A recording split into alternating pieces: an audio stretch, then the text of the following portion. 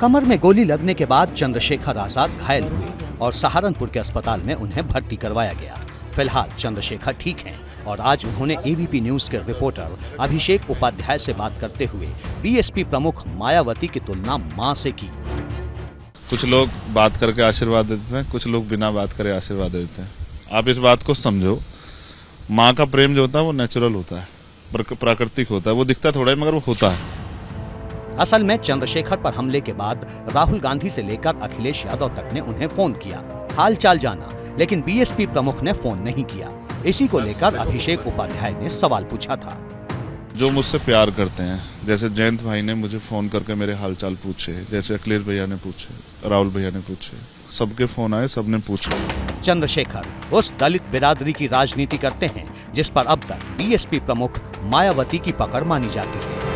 UP की राजनीति को समझने वाले कई जानकार चंद्रशेखर को मायावती का विकल्प मानते हैं और यही वजह है कि दोनों के बीच में जो राजनीतिक रिश्ते हैं वो ठीक नहीं हैं। हालांकि चंद्रशेखर सियासी तौर पर अभी कोई खास सफलता हासिल नहीं कर पाए, लेकिन ये भी सच है कि समाज में उनका प्रभाव तेजी से बढ़ रहा है। आज उन्होंने सम्मान के साथ मायावती को मां बताकर समाज की सहानुभूति लेने की कोशिश की है।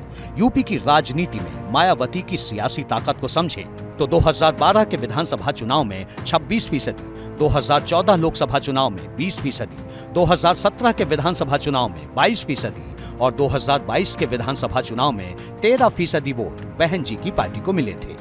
मतलब ये कि अकेले अपने दम पर मायावती का सियासी ग्राफ गिर रहा है।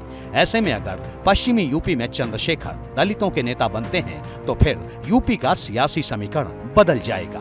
पश्चिमी यूपी में करीब 27% मुस्लिम आबादी है जिस पर अखिलेश की पकड़ मजबूत है, 17% जाट हैं जिस पर आरएलडी की पकड़ मानी जाती है, करीब 25% आबादी दलितों की है जिसके नेता आजाद बनना चाहते हैं, राजपूत 8% हैं, गुर्जर 4%, जबकि यादव 7%।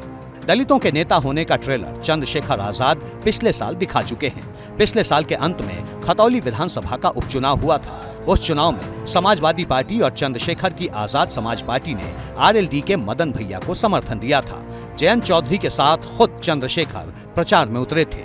तब आरएलडी को 97,139 वोट मिले, जबकि बीजेपी उम्मीदवार को 74,996 वोट।